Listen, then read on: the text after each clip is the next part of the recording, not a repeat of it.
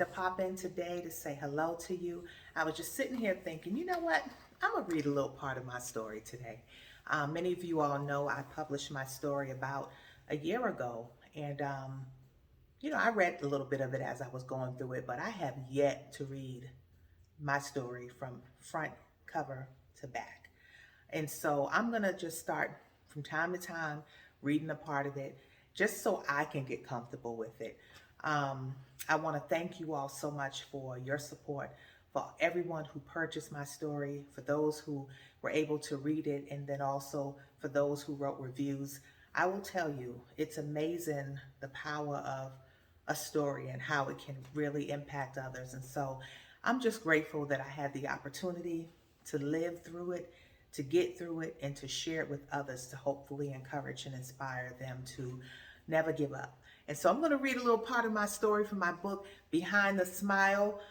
Today, as we celebrate the birthday of Dr. Martin Luther King, I cannot say enough how grateful I am that as a little girl, we were taught about Dr. Martin Luther King. If nobody else we learned about Dr. Martin Luther King. It said, Dr. Martin Luther King was a man who had a dream of love and brotherhood, dream of people doing good. Now in everything we do, I think they used to say, we can make his dream come true. I think that's it. But I know one thing, I'm grateful for his sacrifice and just the path that he set and the importance of teaching tolerance. And so happy birthday, Dr. Martin Luther King.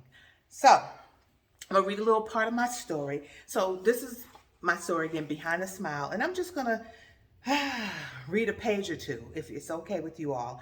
And I'm just getting comfortable doing this. So please just continue to pray for me and bear with me. All right. All right, so this is my earliest memory, part one. My name is Lisa Latrice Henderson Carter. I was born on August 13th, 1975, at Boston City Hospital in Boston, Massachusetts. My birth certificate only has my mother's name on it. I assume my father's name isn't listed because they weren't on good terms when I was born. I could only imagine how I looked as a little girl because I didn't have any baby pictures growing up. But my mother said I had chubby cheeks, dimples, and a head full of hair. I was a sickly baby and suffered from bronchitis, which later turned into asthma. My mother spent countless hours at the hospital with me because of my respiratory illness. But she said that didn't stop me from hollering at the top of my lungs when I wanted something. Some things never change, huh? Some things just never change. Yeah, if I need something, I want something. I'm hollering, y'all. When I was 3 years old, my mother, older brother, and I lived in Orchard Park Projects, OP, one of Boston's public housing communities within walking distance from Boston City Hospital. OP was made up of 3-story brick buildings that were so close together you could walk through the building to get to the other. I distinctly remember walking up the gloomy, dark, urine-scented halls with my mother to our apartment. Sometimes someone mopped the halls with bleach or Pine Sol, which temporarily killed the odor. Each building had front and back entrances that led to the inner courtyard. There were rows of clotheslines where residents hung their laundry out to dry, and a few concrete benches to sit on. Even though we didn't have a playground, kids always found something to do. You know that's kids for you. Kids will always find something to do. And one thing about kids, if they get quiet, you better check on them because that means they might be up to something. One day, while playing outside, we came across a man lying beside the dumpster. We watched him for a while because he was completely still. The next thing you know, everybody took off running as fast as they could because we were afraid.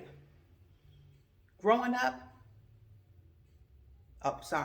the image of seeing him lying there never left my memory. Growing up, I always referred to him as the dead man. As an adult, I often wondered if he could have been drunk or homeless and just needed a place to sleep. I'm gonna pause there just on that note because you think about it as a little girl. I think this earliest memory I was about 3 years old. So 3, 4-ish is my memory of having all of this here, right? And there's more. But when I think about the fact that we thought that he was not alive, right? And then all of a sudden, you get to a point in your life where you look back and you say, well, maybe he was alive. Maybe he was just had too much to drink or was trying to catch a little nap. And I just think a lot of times, just in general, it's so easy to assume what a person is or make judgments about. And one thing I will say I'm grateful for today is just having people who have paved the way that have allowed us to know that, listen, there's more to this thing. Our perspective about life and how we move and how we operate can sometimes be a little bit twisted. And so today I'm just going to say that I'm just blessed to be able to have the opportunity to start to look at things from a different perspective. The way I thought as a child is totally different from the way I think as an adult. Doesn't change who I am as an individual, but it does help me to understand things and see things from a different perspective.